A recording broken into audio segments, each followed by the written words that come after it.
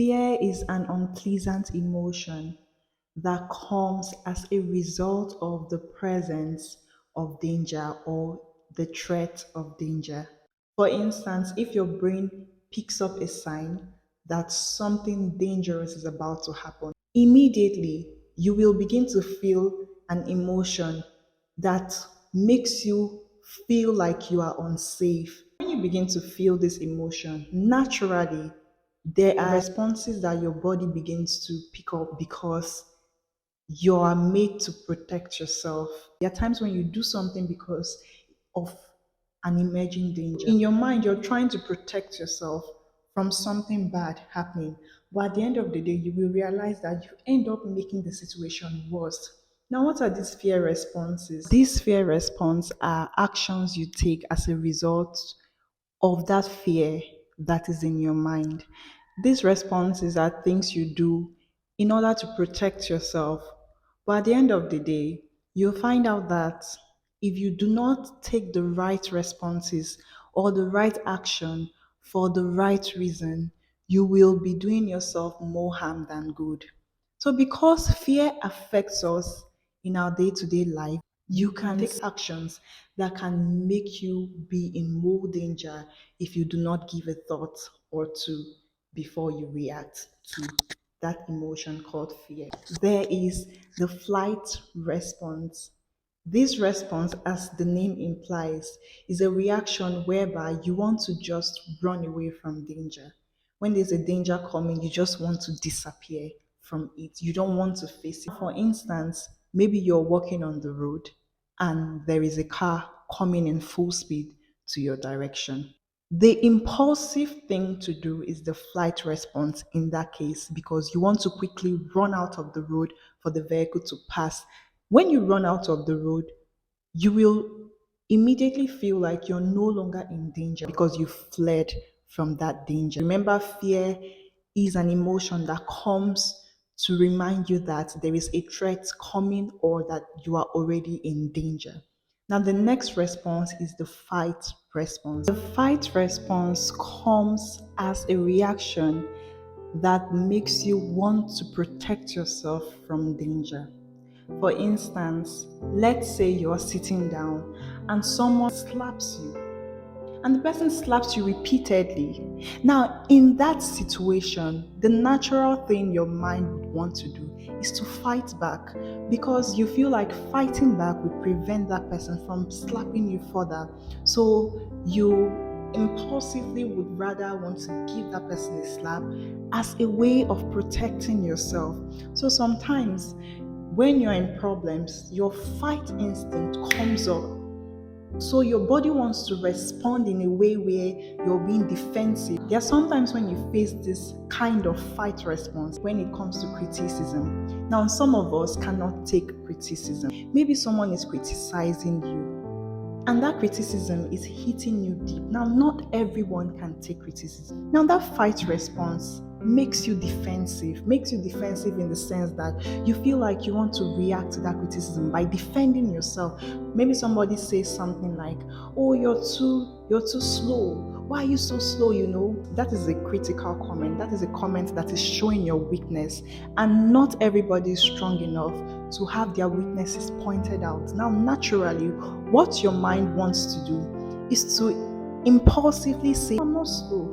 This thing is very hard for me. I'm not slow." So that is the fight response.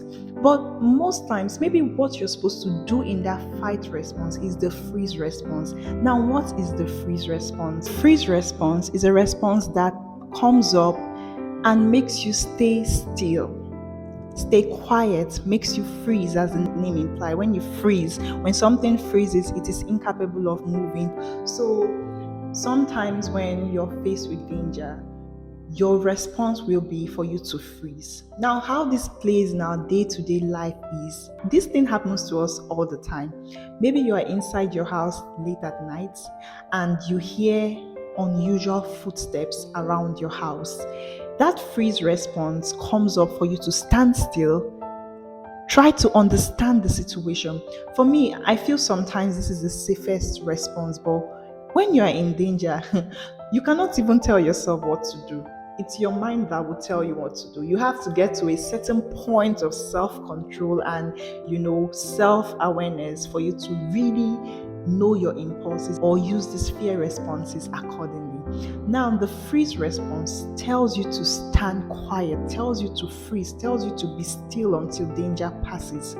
So, like I said, maybe somebody comes and gives you a slap. Impulsively, you want to slap back because why are you slapping me? I have to defend myself. Now, your idea of defending yourself could be the fight response because you have to hit who is hitting you. But sometimes the freeze response, which is you being calm, being still, understanding the issue before reacting. It is still a fear response. You're afraid, that's why you're being still. But when you're being still, you can understand the problem even better. There is another fear response called the fun response. Funning is a way where you please whoever is causing you that fear because your brain tells you that when you please this person, it's going to keep you safe. Sometimes we let fear create coping skills in us. We have all been guilty of this, and if you've not been guilty, you are very lucky. But I have been guilty. I know my fear coping responses. How can this fear shape us? Fear can shape you negatively or positively. Fear is good and fear is bad. It's all about the perspective you're looking at things from. Now, fear keeps you safe from danger, but fear can also make you overly scared of taking risk. There are people that cannot take risk, not because they don't know how important risk is, but that is their coping skill to prevent them from future problems. So there are times when you find out that people take life decisions as coping skills. When you sense fear, it makes you more cautious, it makes you more safety conscious because you already know that something dangerous can happen. So you're extra careful, which is a good thing because safety is always going to be a very good thing. So when your brain senses danger, it makes you want to be careful to keep you safe. Even if fear is closely related to a person's survival instinct, because when you sense fear or when you are afraid, somewhere, somehow, there is that signal of danger your mind has picked that is indirectly causing you to feel that fear. Because that fear is what keeps you safe. If you're afraid, you naturally want to do things to protect yourself because you're already aware that a danger is forthcoming. What can make fear dangerous? When you weigh your emotions and understand them, you will understand that sometimes most of the negative emotions we feel in life is as a result of fear. Fear is the underlying cause of most of the negative emotions we feel, from anger to sadness to anxiety, so many negative emotions you feel. I am going to tell us how I believe fear is the connecting dot in most of these negative emotions. For example, anxiety. If you're feeling anxious about anything, there is an underlying fear of failure. There is an underlying fear of something that is wrapped in your anxiety or as a result of what you're being anxious for. For instance, if I'm anxious because I do not know how the future will go, or if I'm anxious about my future, it just may be because I am afraid of failing. So that anxiety is a fear response. I would say anxiety is more or less an inactive fight response. Your mind is fighting. Your mind is trying to keep you worried because your mind thinks if it keeps you worried, somehow you will figure out a solution to help you deal with that fear that is causing you to feel anxious. If you're struggling to take criticism, you're feeling that way because there is a part of you that is afraid of being seen for your weaknesses. Anger. When you feel angry, depending on what causes your anger, if you trace that emotion well, you may just realize that that anger is a fight response. If someone disrespects you and you react with anger, you'll find out that when you're tracing the cause of that anger, it is somehow connected to a certain fear. If you're angry because someone shouts at you, Is there a part of you that is afraid of being bullied? If you're angry because someone slaps you, is there a part of you that is afraid of being physically assaulted? If you're angry because someone disrespected you, is there a part of you that is afraid of disrespect, that is afraid of shame, that is afraid of humiliation? Is there a part of you that is easily triggered or sensitive to certain things? So that is why I said when you trace your fear, you understand yourself very much better. You understand why you react to certain things in the way you do. Fear can give you unrest. There are people that struggle with insomnia. They cannot sleep well at night, because they are afraid. Fear can make you take impulsive decisions that can cause more harm to you than good. And I would like to buttress on this with Peter in the Bible.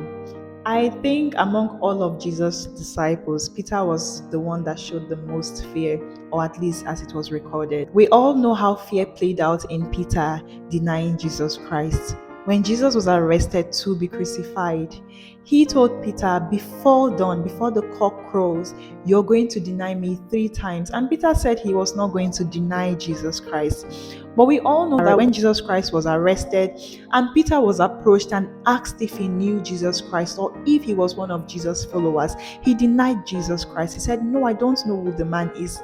Not once, not twice, but 3 times. Peter did not deny Jesus Christ because he hated Jesus Christ. Peter was even the one who drew his sword and cut off one of the people who came to arrest Jesus Christ. So he had love for his master. But fear can make you take impulsive decisions that makes you feel regret. We all know the power of the mind towards success. For you to succeed in anything, you have to believe you're going to succeed. The fact Peter stood up to walk on water does not mean he believed he could walk on water. He was still consumed with fear. And because of that fear, he started sinking. If you trace people's personalities, from those who are extroverted, introverted, you will find out that sometimes it is a fear response when they were younger that has summed up their personality over time.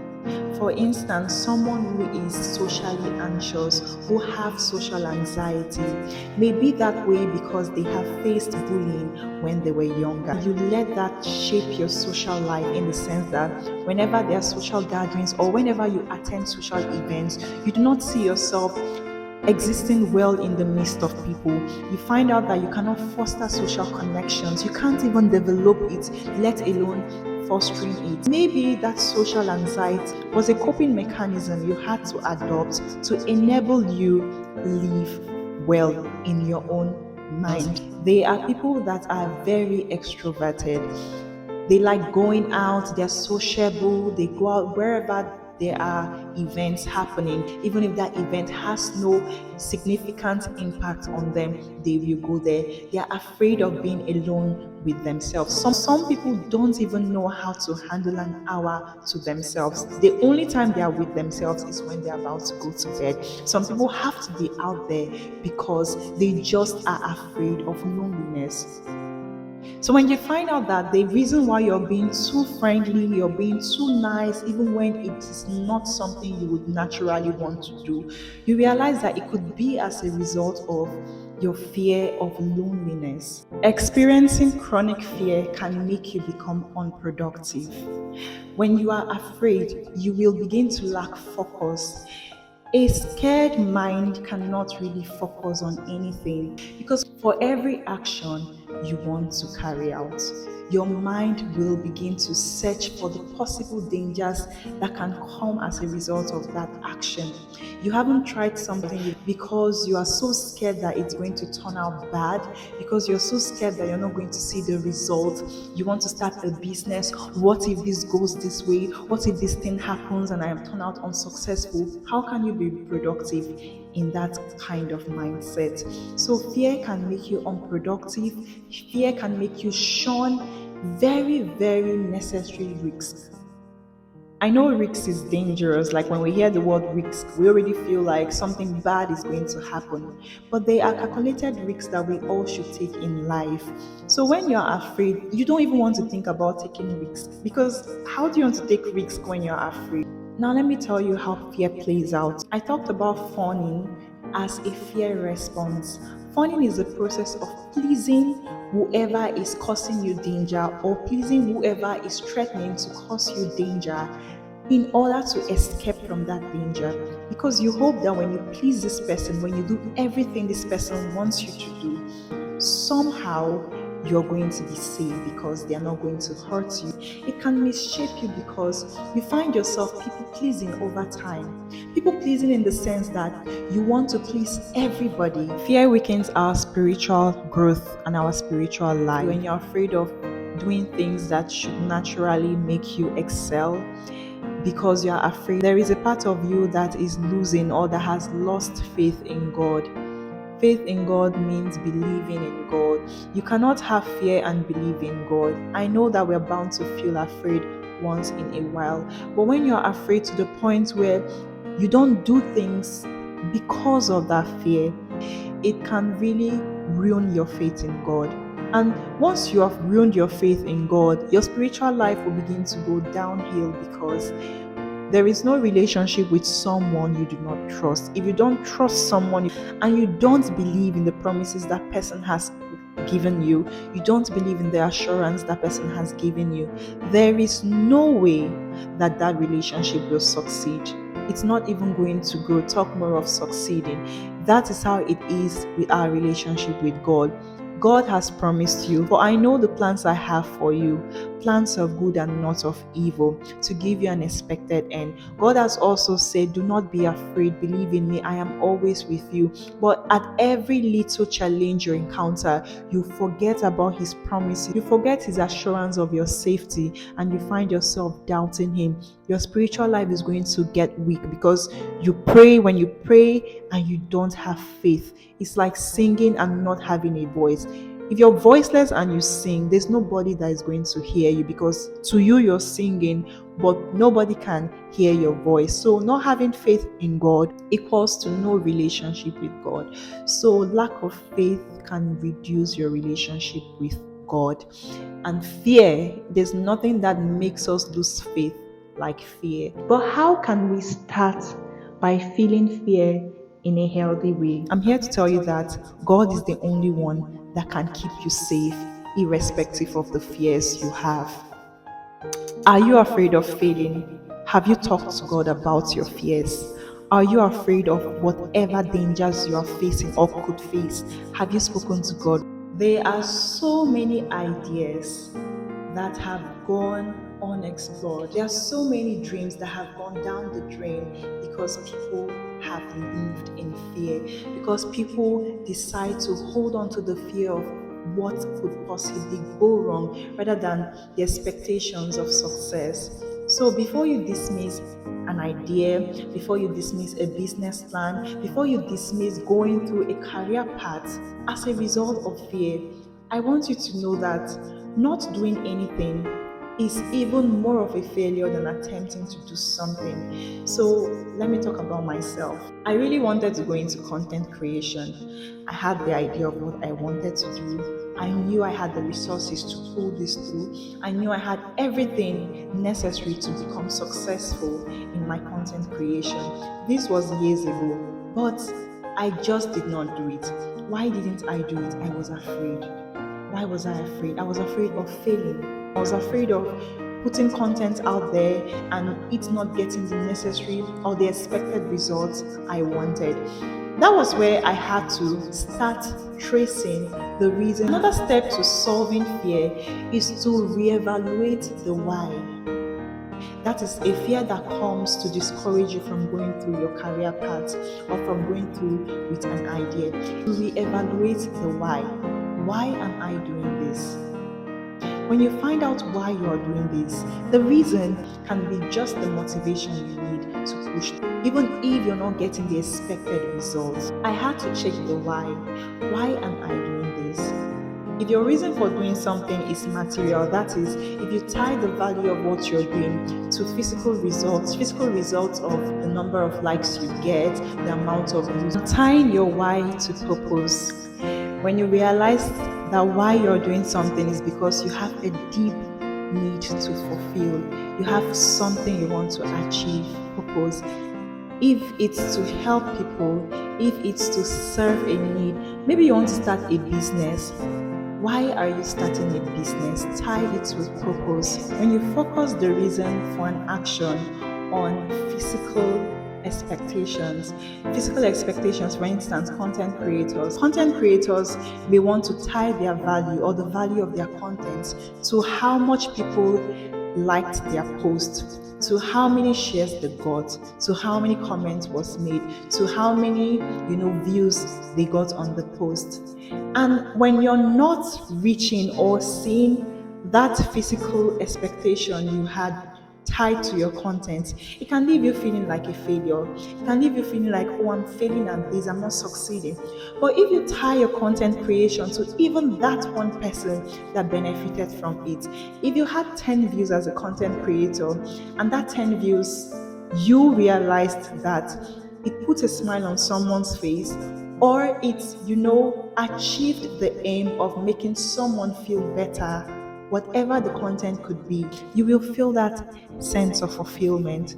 So tying your fulfillment to expectations or physical expectations can really increase fear in you. And fear fosters anxiety. Fear is what leads to anxiety. It can make you anxious of, oh, am I going to succeed? Should I just stop? And sometimes you want to take the flight response and run away and stop creating content. I have thought about it, I'm not going to lie. But the point is tying your why to more impactful reasons.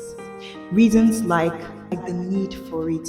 What is the need for this thing I want to do? Am I doing this thing because I want people to like my post and let the world perceive me as successful? Or am I doing this because I really want to impact someone? Now, if your reason is because you want to impact someone's life, you will find out that the journey becomes bearable.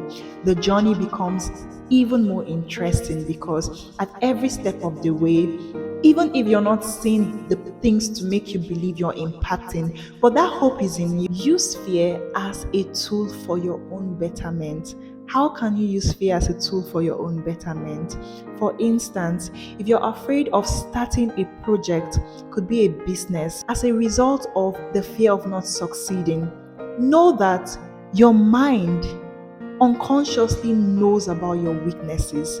Your mind knows that there are certain aspects of you that is inadequate when it comes to this business you want to start, when it comes to this career you want to go into, whatever it is, your mind is aware of it. Now, how can you use that fear of failure? That fear of failure should be that thing that pushes you to develop yourself more, to work on your weaknesses, to work on your flaws, to see how you can be better at that business because you don't have the necessary skill for it. You're afraid of failing, but your mind knows that the reason it is afraid of failing is because it is not as good in this aspect. Why don't you use that fear as a means to train yourself to be better? Some people have social anxiety, and that social anxiety could be as a result of their lack of people's skill. That fear of connecting with people socially or existing well in social events can be the right tool you need to improve your interpersonal relationship skill. Also, if you find out that you are extremely extroverted to your own detriment, you can be very extroverted to the point where you cannot handle being alone with yourself. You just always have to be in the midst of people. So if you're aware of this, maybe you don't have a good personal relationship with yourself. Yes, we can have interpersonal relationship, which is the relationship between you and people. But how about the personal relationship you share with yourself? Do you know yourself very well? Are you aware of your limitations? Are you aware of your setbacks? Some people, being alone, some people tend to dig more into their flaws and that scares them. So maybe the fact that you're very extroverted is wrapped in the lack of the relationship you should have with yourself. So knowing about this fear there that causes you to be scared of loneliness can push you to foster a good self relationship. If there is a part of you that is afraid of being criticized, maybe you are just scared of people seeing your weaknesses and you don't want to be seen for your weaknesses. So how can you turn this fear of criticism as betterment tool? You can do that by developing yourself, seeing how you can strengthen those weaknesses. Whatever you are afraid of is a master of you. I want you to know this. So many people remained unmarried because of their fear for emotional and intimate connections. You may have experienced something bad in your relationship, but that does not mean that every other relationship you want to grow or build will turn out bad. Now, your fear of being in a bad relationship could be just that tool you need to help you regulate, evaluate, study, and check whoever you want to dive into a relationship with before you shut the door on anything because of your fear. I want you to ask yourself, what is the relationship between my fear and my weaknesses? What is this fear trying to teach me? What should I work on? And you may just realize that that fear was just an alarm trying to warn you of certain weaknesses you have. So I want to tell us today to work on our fears, tame our fears, fix our fears, because fear is the worst feeling any human can have.